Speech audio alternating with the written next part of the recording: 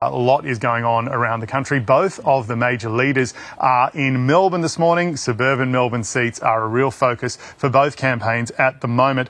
And we've got our political reporters Olivia Casely and Tom Crowley who are following those campaigns for us this morning. Olivia, we're going to go to you first.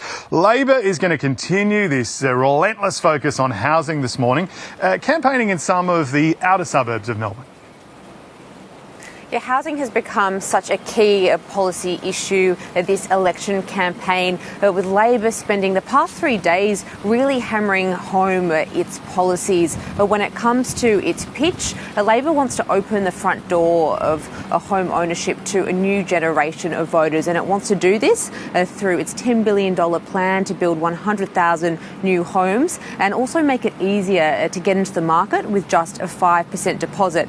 Economists, though, have questioned whether this policy could indeed actually increase house prices more generally, which is interesting considering it is being framed as a way of improving housing affordability. We have seen some polls, though, in 9 newspapers this morning suggesting that 40% of voters do indeed believe that Labor's policy is a better offering than what's the coalition has on the table. When it comes to the plans for the Labor campaign bus today, we'll be heading to the outer metropolitan suburbs of Melbourne. This is really key to Labor's chances of being re-elected. They're fending off a pretty fierce contest from the coalition, and what we're going to see over the next couple of days as we head into that Easter lull, Labor needs to cement its policies in the minds of voters and really convince them that this isn't just a performance, it's going to lead to profound change.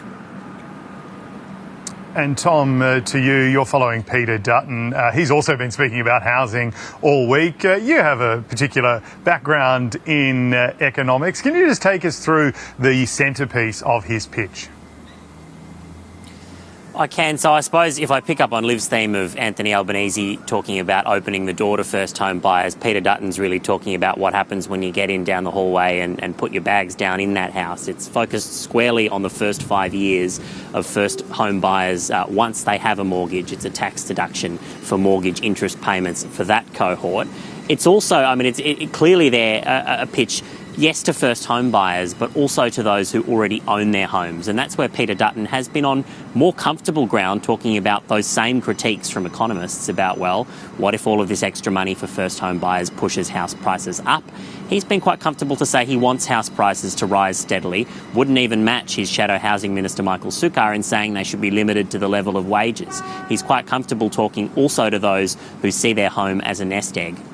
Perhaps that's also why our tour of Melbourne has taken us very much to the outskirts of town, housing estates on the edge of places like Bacchus Marsh. That's where the coalition is selling the Australian dream to young Australians while keeping one eye on people further close to the CBD. And Olivia, well, we've experienced this ourselves actually on our little tour through Western Australia, but security is particularly tight around the major leaders at the moment, and that's because we've had a number of scares with protesters just getting a little bit too close to comfort to Anthony Albanese and Peter Dutton.